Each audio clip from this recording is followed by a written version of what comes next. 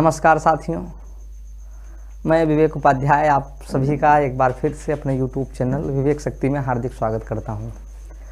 तो हम लोग जो है जीव विज्ञान के अंतर्गत हम लोग जो है हमारे भोजन के जो है मुख्य पोषक तत्वों के बारे में हम लोग पढ़ रहे थे। तो उसमें जो है अभी तक हम लोग कार्बोहाइड्रेट पढ़ चुके हैं, कार्बोहाइड्रेट के प्रकार पढ़ चुके हैं, और पिछली क्लास में हम लोग प्रोटीन पढ़े थे और प्रोटीन के प्रकार पढ़े थे। और आज हम लोग जो है पिछले टर्न पर मैंने जो है फैट के विषय में थोड़ा सा बताया था। आज हम लोग जो है फैट यानी कि वसा के विषय में जितना एग्ज़ाम में आता है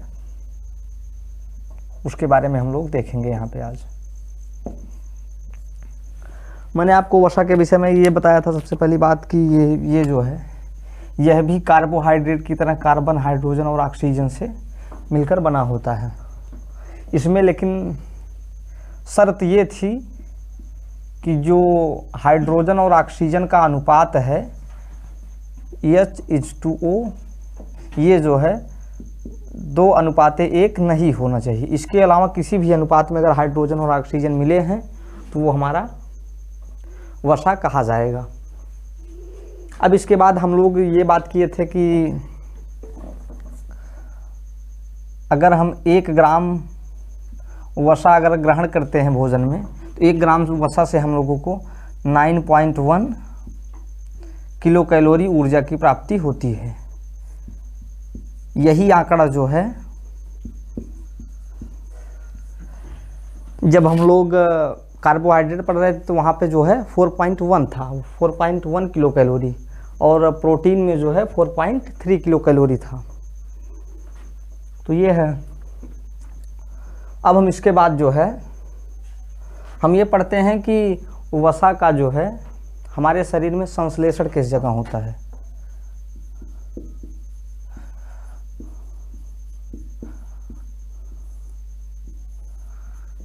ये संश्लेषण जो है माइटोकॉन्ड्रिया में होता है।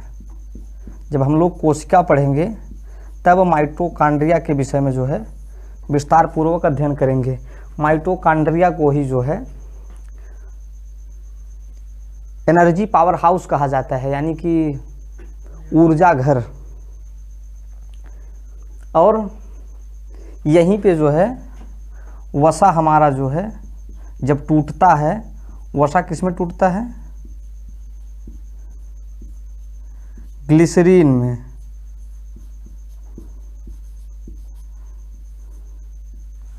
वसा हमारा जो है वो ग्लिसरीन में टूटता है।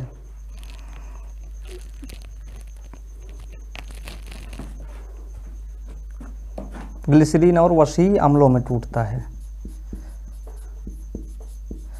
और यही ग्लिसरीन जो है, ये ग्लिसरीन जो है हमारे त्वचा को जो है ये नमी प्रदान करती है।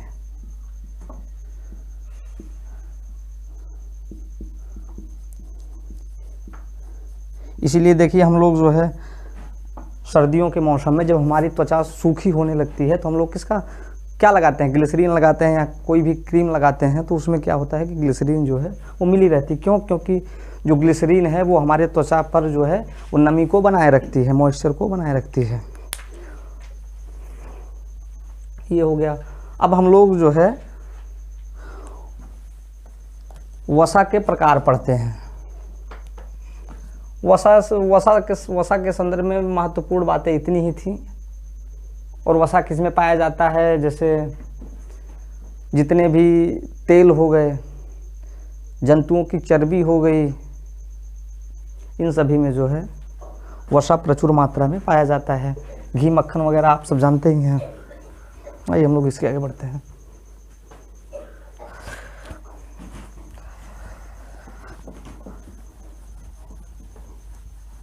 अब हम लोग जो है वसा के प्रकार पढ़ते हैं।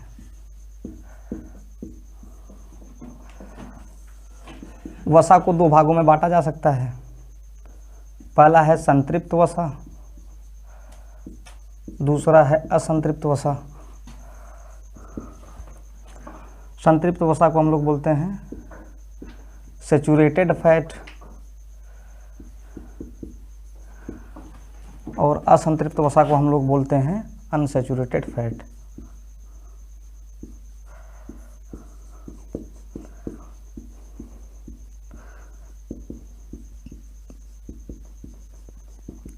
अब ये देखिए, ये क्या होता है, जो हमारा संतृप्त वसा होता है यह जंतुओं से प्राप्त होता है।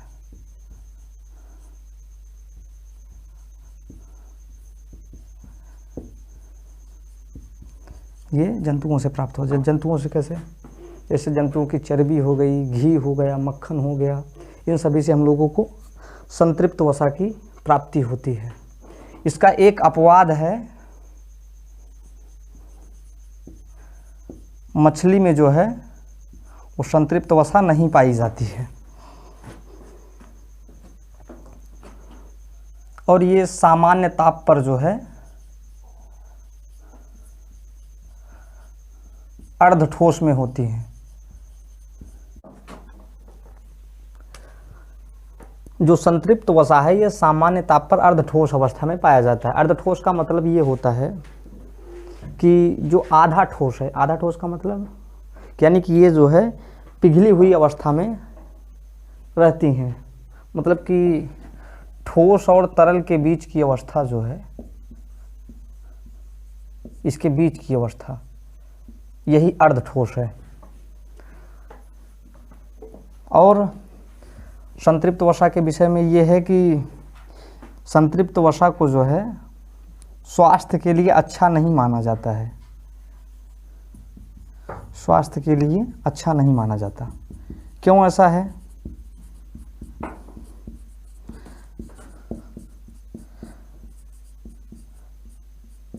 स्वास्थ्य के लिए अच्छा संतृप्त वसा को इसलिए नहीं माना जाता क्योंकि ये जो है संतृप्त वसा जो है वो कोलेस्ट्रॉल में जल्दी परिवर्तित हो जाती है।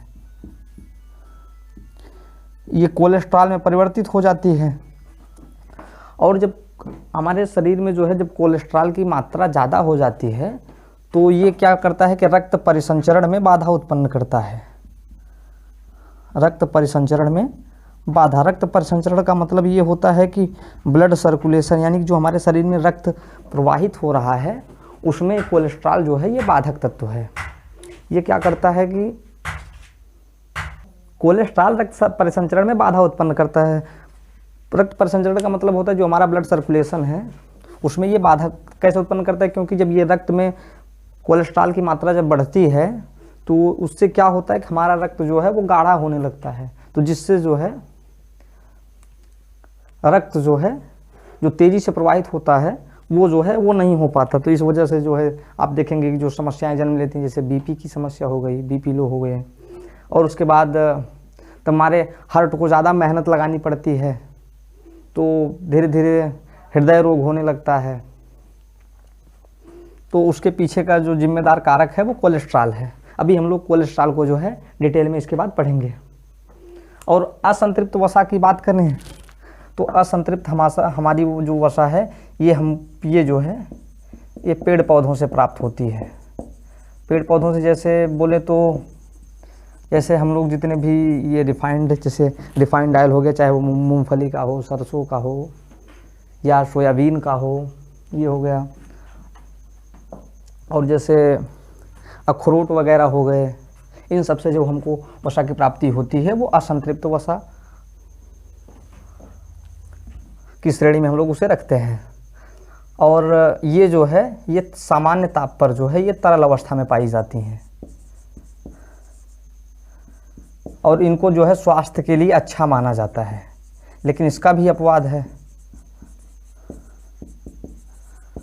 इसका अपवाद है नारियल और ताड़ का तेल जो है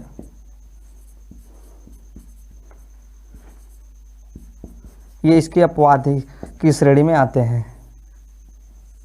और आप देखे भी होंगे कि नारियल का तेल जो है वो जम जाता है। तो इसमें बस इतना ही था, यानी असंतृप्त वसाएं जो है स्वास्थ्य के लिए लाभदायक होती हैं, पेड़ पौधों से पाई जाती हैं, सामान्य ताप पर ये जो है तरल अवस्था में होती हैं। तो वसा के कैटेगराइजेशन में बस इतना ही था। अब इसके बाद हम लोग जो है पढ़ते हैं आवश्यक वसीय अम्ल।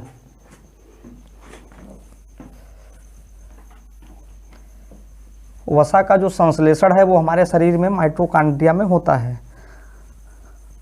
और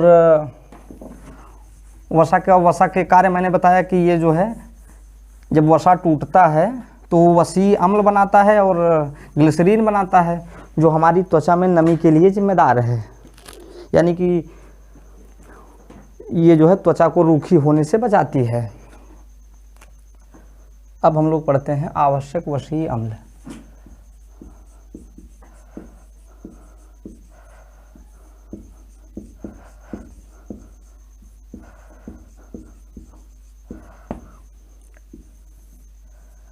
इसेंशियल फैटी एसिड्स, तो यह ऐसे अम्ल होते हैं कि जिनका संश्लेषण जो है 2 या 2 से अधिक वसाओं के योग से हमारे शरीर में नहीं हो पाता है। संश्लेषण का मतलब कि इनका निर्माण जो है हमारा शरीर जो है नहीं कर पाता है। तो इसमें जो है जैसे ओमेगा 3 हो गया, ओमेगा 6 हो गया, ये दोनों क्या हैं, आवश्यक वसीय अम्ल हैं। इनको जो है हम लोगों को अलग से खाने की आवश्यकता है, और ये पाया किस में जाता है, अखरोट हो गया, मछली हो गया इत्यादि में जो है ये वसीय अम्ल पाए जाते हैं।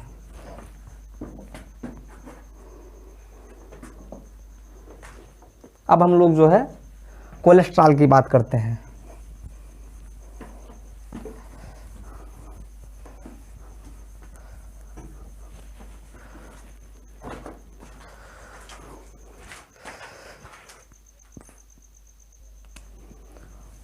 वसा के संदर्भ में 2 बातें और जान लेना आवश्यक है कि वसा जो है जो बना होता है ये लिपिड से बना होता है।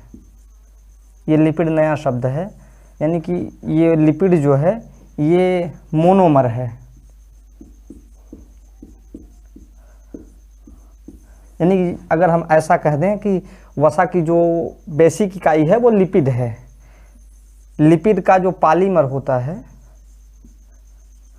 वो होता है वसा, या ऐसा कहें या ऐसा कह दें कि वसा जो है वो लिपिड से बना होता है। और ये जो हमारा वसा होता है ये अकार्बनिक विलायकों में जो है अकार्बनिक विलायकों में ये अविलेय होता है,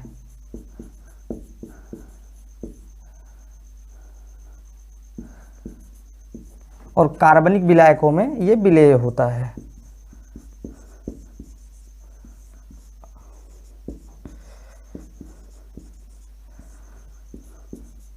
कार्बनिक विलायक का मतलब होता है जैसे जिसमें कार्बन पाया जाता हो, जैसे बेंजीन हो गया, ईथर हो गया, क्लोरोफार्म हो गया, ये सभी क्या हैं, जो ये कार्बनिक विलायक हैं। और अकार्बनिक विलायक की बात करें जिसमें कार्बन ना पाया जाए, जैसे हो गया KMnO4 ही हो गया आपका, सिंपल सा उदाहरण। अब हम लोग जो बात कर रहे थे कोलेस्ट्रॉल की। आइए कोलेस्ट्रॉल के विषय में देखते हैं।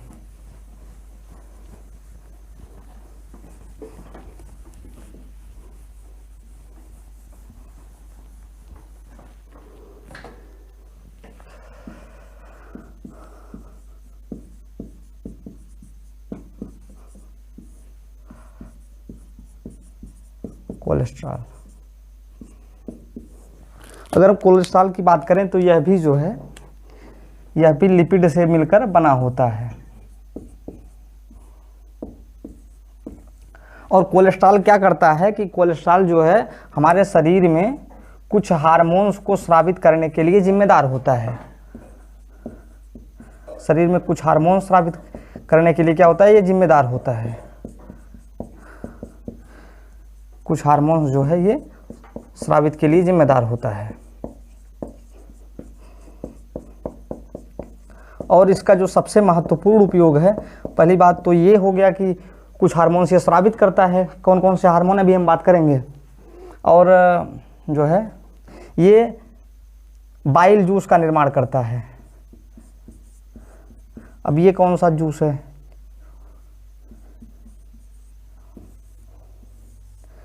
ये हमारा पित्ताशय जो है ये निर्मित करता है। जब हम लोग पाचन तंत्र पढ़ेंगे तब बाइल जूस के विषय में विस्तार से अध्ययन करेंगे। और जो ये हार्मोन स्रावित करता है ये प्रजनन तंत्र के लिए जो जिम्मेदार हैं उनमें जो है मादा के लिए जो है ये एस्ट्रोजन और प्रोजेस्टेरॉन, इन दो हार्मोन्स को ये स्रावित करता है। और नर में जो है ये टेस्टोस्टेरोन करके है, इसके लिए ये जिम्मेदार होता है। तो ये है हमारा कोलेस्ट्रॉल। कोलेस्ट्रॉल का उपयोग कहाँ कहाँ है, पहला है बाइल जूस के निर्माण में। बाइल जूस क्या करता है, ये भोजन के पाचन में जो है ये सहायक होता है, हम लोग आगे पढ़ेंगे। और ये जो है प्रजनन तंत्र के लिए जिम्मेदार होता है, जिसमें मादा में इन दोनों हार्मोनों के स्रावण के लिए और इसमें नर में जो है टेस्टोस्टेरोन के लिए ये जिम्मेदार होता है। अब हम लोग बात करते हैं कि जो है कोलेस्ट्रॉल बनता कैसे है।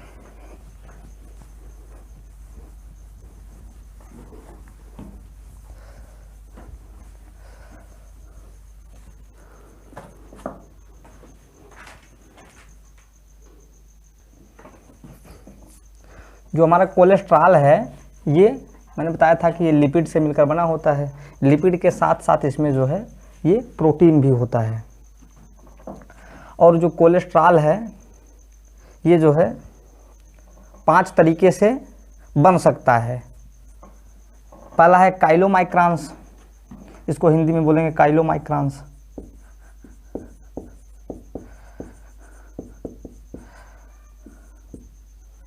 और ये है वेरी लो डेंसिटी लिपिड।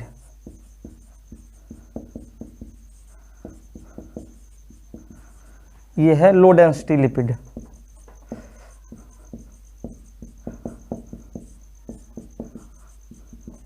और ये है इंटरमीडिएटरी डेंसिटी लिपिड। ये आपके लिए जो है ये सब शब्द जो हैं ये नए होंगे। ये है हाई डेंसिटी लिपिड, अभी मैं बता रहा हूँ इसके बारे में। अब देखिए जो कोलेस्ट्रॉल है, पहली बात तो ये वसा में पाया जाता है, यानी कि वसा में ही लिपिड पाया जाता है। और लिपिड और प्रोटीन के मिक्सचर से क्या बनता है, कोलेस्ट्रॉल। अब कोलेस्ट्रॉल जो है ये 5 रूपों में हो सकता है या 5 प्रकार से बन सकता है। पहला है काइलोमाइक्रॉन्स। काइलोमाइक्रॉन्स का मतलब ये हुआ कि अगर जो है 2% से कम जो है, अगर हमारे लिपिड के साथ अगर 2% से कम प्रोटीन है तो ये क्या बनाएगा, काइलोमाइक्रॉन्स। और अगर 2% से 10% तक है तो वेरी लो डेंसिटी लिपिड बनाएगा। अगर 18% तक है तो ये लो डेंसिटी लिपिड बनाएगा। अगर 25% तक है जो है प्रोटीन इसमें तो ये आईडीएल बनाएगा। और जो है अगर 33% है या इससे ऊपर है तो ये हाई डेंसिटी लिपिड का जो है ये निर्माण करेगा। अब देखिए मैंने इसको इसलिए बताया क्योंकि देखिए अभी हम लोग जब बात करेंगे कि कब जो है कोलेस्ट्रॉल कब जो है घातक सिद्ध होगा, कब लाभदायक सिद्ध होगा। अच्छा, कोलेस्ट्रॉल के विषय में एक बात और जान लेना आवश्यक है कि 90 से 110 mg कोलेस्ट्रॉल की हमारे शरीर को आवश्यकता होती है, क्योंकि ये जो है बाइल जूस के निर्माण में भी सहायक है ना। तो इस वजह से 90 से 110 ml कोलेस्ट्रॉल की हमको जो है रिक्वायरमेंट हमारे शरीर को होती है।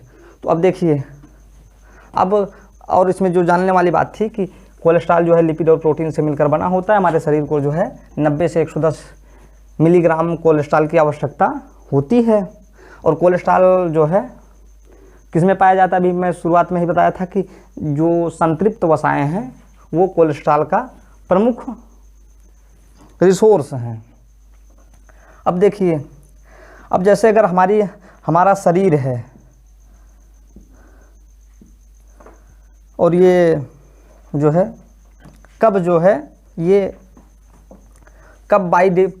बाइल जूस का निर्माण करेगी। अगर देखिए, अगर हमारे शरीर में जो है हाई डेंसिटी लिपिड, यानी कि अगर 33% से ज़्यादा अगर लिपिड के साथ प्रोटीन है, तभी ये जो है बाइल जूस का निर्माण करती है हमारा शरीर। अन्यथा जो है ये इन सबको जो है काइल माइक्रांस, VLDL, LDL, IDL को जो है रक्त में पुनः वापस कर देती है। तो उसका बाइल जूस नहीं बन पाता, और जब उसका बाइल जूस नहीं बन पाता तो वो जाके ब्लड में जो है वो कोलेस्ट्रॉल ब्लड में जमा हो जाती है। तब धीरे धीरे वही स्थिति घातक होती है। तो शरीर के लिए जो आवश्यक है वो जो हमारा कोलेस्ट्रॉल हो वो हाई डेंसिटी लिपिड का हो, तभी लाभदायक है। अन्यथा अगर कोलेस्ट्रॉल में जो है अगर प्रोटीन की मात्रा कम है या 25% तक है तो जो है तब ये हमारे शरीर के लिए नुकसानदेह है। तो कोलेस्ट्रॉल में बस इतना ही था। कोलेस्ट्रॉल में जो जानने वाली बात है, कोलेस्ट्रॉल लिपिड और प्रोटीन से मिलकर बना होता है, और हमारे शरीर को पर डे 90 से 110 मिलीग्राम कोलेस्ट्रॉल की आवश्यकता होती है। और हमारे शरीर को जो है बाइल जूस बनाने के लिए जो है 33% या उससे ज़्यादा लिपिड प्लस प्रोटीन वाला कोलेस्ट्रॉल चाहिए, तभी वो जो है बाइल जूस का निर्माण अच्छे तरीके से कर पाती है। और अगर हमारे लिपिड के साथ जो अगर प्रोटीन की मात्रा कम है तो वो क्या करेगी कि वो कोलेस्ट्रॉल है वो हमारे ब्लड में उसका लेवल बढ़ेगा और वो जो है नुकसानदेह साबित होगा। बस इसमें इतना ही था।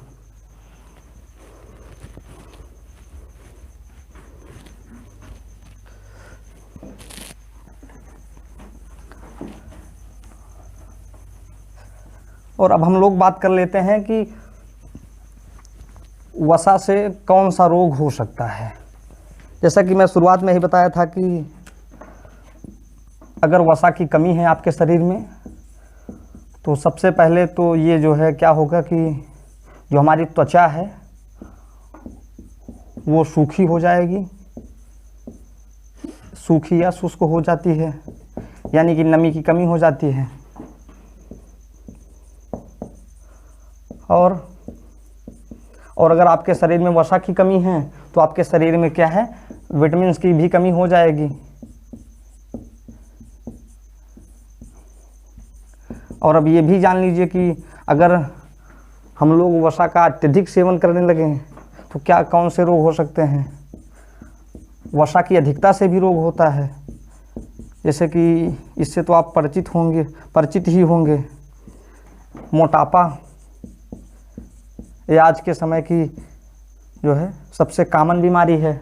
इसको जो है मोटापा को एक और नाम से भी जानते हैं, मदर ऑफ ऑल डिजीज़, यानी कि ये सभी रोगों की जननी है। अगर जो है जिसको मोटापा आ गया ना तो फिर धीरे धीरे क्या होता है कि उसको जो है अनेक समस्याएं आने लगती हैं। जैसे अब अगर आपके पास मोटापा है तो आपको धीरे धीरे रक्तचाप की समस्या आएगी, जिसको हम लोग बीपी बोलते हैं, ब्लड प्रेशर। बीपी की समस्या आएगी तो हृदय से संबंधित भी रोग होने लगेंगे। और अगर हृदय पे लोड ज़्यादा पड़ेगा तो जाहिर सी बात है किडनी को भी ज़्यादा मेहनत करनी पड़ेगी ब्लड के फिल्ट्रेशन में, तो किडनी भी डैमेज होने लगती है। तो इस वजह से मोटापा से प्रयास करें कि बचें, और जो है अगर वसा का सेवन भी करें तो वो जो है अच्छे क्वालिटी का वसा होना चाहिए। यानी कि कुल मिला के संतृप्त वसा का बहुत ही संयमित सेवन करना चाहिए, और जो है जो असंतृप्त वसा है उनका सेवन ज़्यादा करना चाहिए।